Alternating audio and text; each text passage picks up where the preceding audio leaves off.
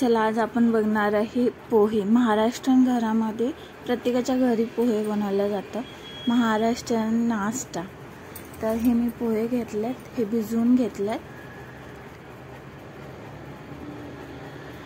किती क्वांटिटी पाहिजे ते घरी किती जणांना पाहिजे त्यानुसार मी बनवलं। जास्त क्वांटिटी नाही। कोथिंबीर घेतली, कांदा चिरून घेतला, मिरची घेतली आणि हे शेंगदाणे घेतलेले। चला आता आपण पुढे बघू। हे सगळे मटेरियल रेडी करून घेतले आधीच।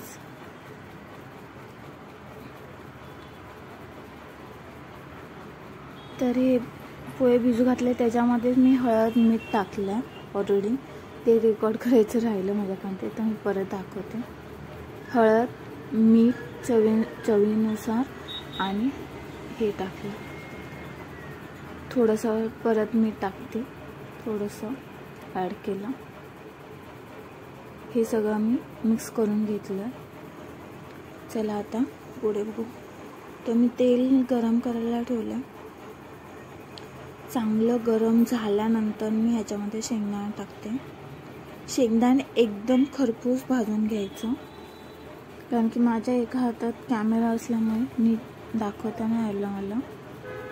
तर पुढे मी दाखवलं। तर मी पूर्ण शेंगदाणे भाजून घेते आधी चांगले, त्याच्याने पूर्ण कलर चेंज व्हायला पाहिजे। आणि त्याच्यानंतर आपल्याला सगळं साहित्य टाकायचं। मिरची आणि कांदा। तर मिरची आणि कांदा टाकलाय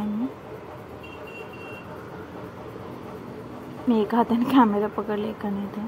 माझी ही पद्धत आहे, या पद्धतीने तुम्ही सिंपल बनवू शकता पोहे। तुम्ही कशा पद्धतीने बनवता हे पण तुम्ही सांगू शकता। तर माझी पद्धत अशी आहे। तर कांदा खूप चांगल्या प्रकारे भाजून घ्यायचा, पूर्ण कलर चेंज व्हायला पाहिजे।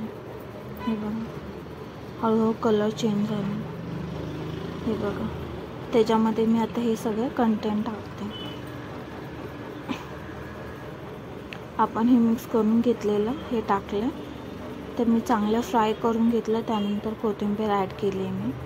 कोथिंबीर जास्त ॲड करायची आणि थोडंसं मी साखर टाकलं।